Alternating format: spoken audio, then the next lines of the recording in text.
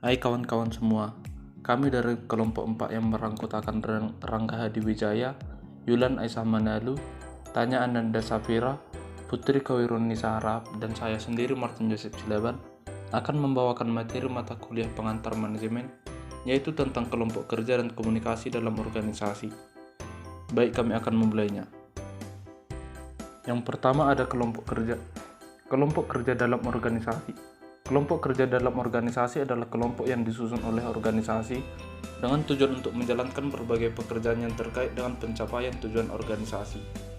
Konsep dasar mengenai kelompok kerja. Stoner, Freeman, dan Gilbert mendefinisikan kelompok sebagai kumpulan dua orang atau lebih yang saling berinteraksi dan saling mempengaruhi untuk suatu tujuan tertentu yang dipahami bersama. Berikut ini merupakan karakteristik kelompok. Yang pertama, merupakan kumpulan yang beranggotakan lebih dari satu orang, yang berarti adanya karakteristik yang berbeda dari setiap orang.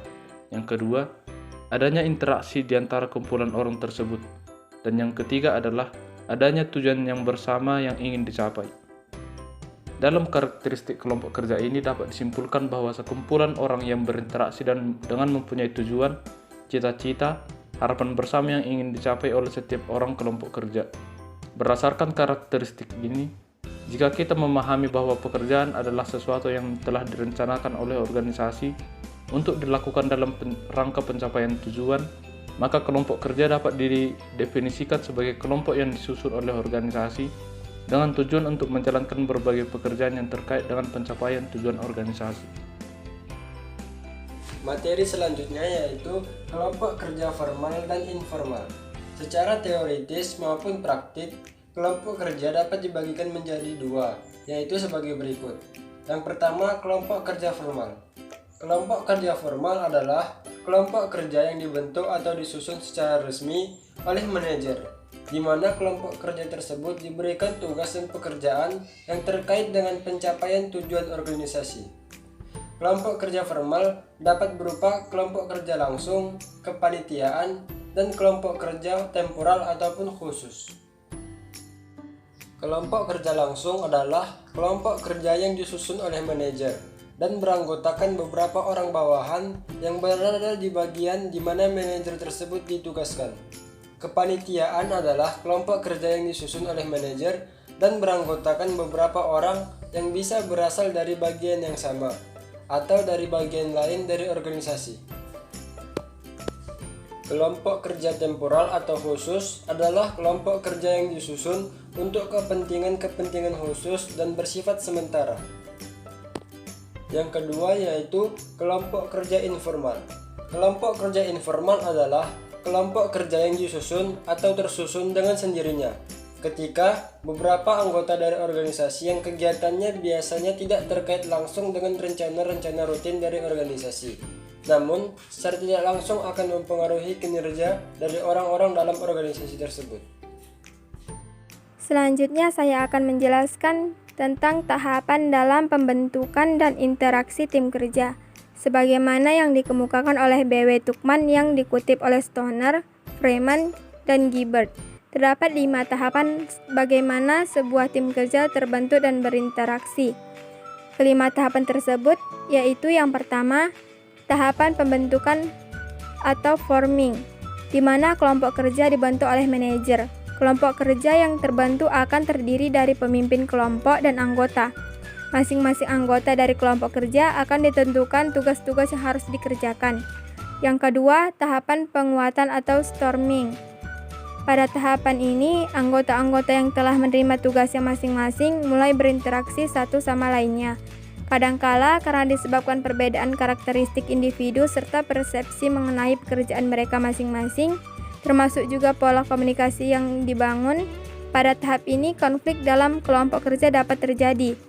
Yang ketiga, tahapan penyesuaian atau norming, merupakan tindak lanjut dari tahap kedua.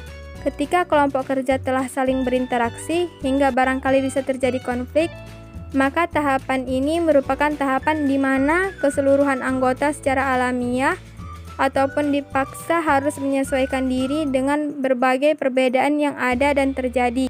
Yang keempat, tahapan perwujudan atau performing, di mana hasil dari pekerjaan masing-masing anggota maupun secara kelompok dapat terwujud dan terlihat. Itu sebabnya tahapan keempat ini dinamakan performing, di mana setiap anggota akan memperlihatkan hasil dari setiap pekerjaannya dan akan dievaluasi sampai sejauh mana tingkat kesesuaiannya terhadap tujuan dari kelompok kerja. Dan yang terakhir yaitu tahapan pencarian atau penilaian atau bisa disebut dengan adjourning, di mana masing-masing anggota mengalami tahap akhir dari proses pengerjaan bersama kelompok kerja. Pada tahapan ini, anggota akan ada yang merasa puas, kecewa, atau penasaran, tergantung dari tahapan-tahapan sebelumnya. Konflik dalam kelompok kerja. Konflik merupakan sesuatu yang tidak dapat dihindarkan dalam kehidupan. Bahkan sepanjang kehidupan, manusia senantiasa dihadapkan dan bergelut dengan konflik.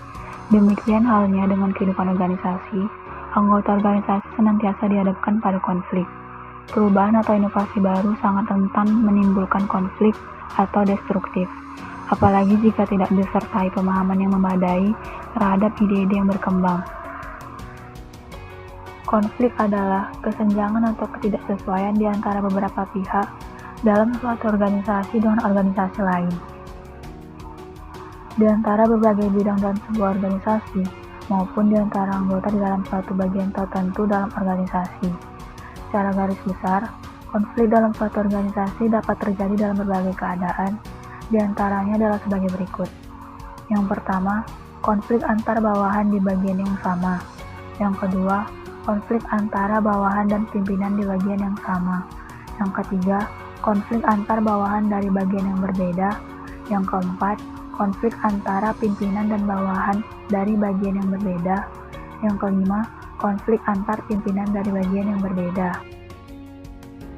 Dampak konflik bagi organisasi. Dampak konflik bagi organisasi diantaranya adalah sebagai berikut. Yang pertama, konflik dapat menyebabkan kelompok kerja lemah dan berbagai pekerjaan dalam organisasi akan terbengkalai. Yang kedua, konflik bisa menjurus pada persoalan antara individu dalam organisasi. Yang ketiga, konflik memiliki dampak positif ketika manajer atau pimpinan dapat mengelola konflik menjadi persaingan sehat antara individu, sehingga kinerja organisasi dapat ditingkatkan. Yang keempat, konflik menyebabkan berbagai hal yang tidak terkait langsung dengan tujuan organisasi muncul, sehingga sangat mungkin terjadinya pemborosan waktu, uang, serta berbagai sumber daya lainnya. B. Komunikasi dalam organisasi. Pengertian komunikasi. Komunikasi dapat didefinisikan sebagai memberi atau tukar informasi, isyarat atau pesan melalui kata, gerakan, badan, atau tulisan. Definisi ini menandakan bahwa komunikasi sebagai satu proses sepihak, tapi sebenarnya tidaklah begitu. Komunikasi bukan hanya sekedar menyampaikan pesan, ini menyangkut interaksi antara dua insan atau lebih. Agar komunikasi menjadi efektif, kedua pihak harus terus-menerus memberi dan menerima informasi, baik lisan maupun tulisan. Fungsi komunikasi. Fungsi komunikasi antara lain, alat kontrol perilaku anggota dalam sebuah organisasi dalam berbagai cara. Motivasi kerja kru juga dapat ditingkatkan melalui komunikasi. Berperan sebagai media untuk mengungkapkan ekspresi emosional, perasaan, dan pemenuhan kebutuhan sosial, dan komunikasi memfasilitas pengambilan keputusan. Pola komunikasi dalam struktur organisasi. Pola komunikasi dalam struktur organisasi secara garis besar dapat berupa komunikasi vertikal dan komunikasi horizontal. Yang pertama, komunikasi vertikal adalah komunikasi yang dilakukan oleh seseorang atau bagian yang berada pada tingkatan organisasi yang lebih tinggi dengan tingkatan yang lebih rendah atau juga sebaliknya. Komunikasi vertikal biasanya dilakukan dalam hal komunikasi berupa pemberian tugas, pemberian arahan maupun pelapor dari pertanggungjawaban. Yang kedua, komunikasi horizontal biasanya dilakukan antara seorang dengan orang lain yang memiliki tingkat organisasi yang sama. Bentuk komunikasi yang dilakukan diantaranya adalah komunikasi dalam rangka koordinasi, kerjasama, dan lain sebagainya. Konflik dan komunikasi dalam organisasi. Terjadinya konflik di dalam organisasi dapat didefinisikan bahwa salah satu penyebabnya adalah faktor komunikasi yang tidak tepat atau atau yang salah akan menyebabkan terjadinya salah komunikasi atau salah persepsi, atau sering dinamakan sebagai miscommunication, yaitu ketika komunikasi yang dilakukan tidak sesuai dengan apa yang sebenarnya ingin dikomunikasikan. Konflik bisa diselesaikan melalui stimulasi, pengendalian, bahkan hingga penyelesaian konflik. Hal tersebut tidak dapat dijalankan secara efektif jika tidak dikomunikasikan dengan jelas, baik dan tepat. Faktor komunikasi berperan penting dalam penyelesaian konflik dan berperan penting juga dalam organisasi. Oleh karenanya, komunikasi memiliki peran yang penting dalam organisasi. Demikian materi yang dapat kelompok 4 sampaikan pada kali ini, yaitu tentang kelompok kerja dan komunikasi dalam organisasi. Jika ada kekurangan atau kesalahan, kami mohon dimaafkan. Sekian dan terima kasih.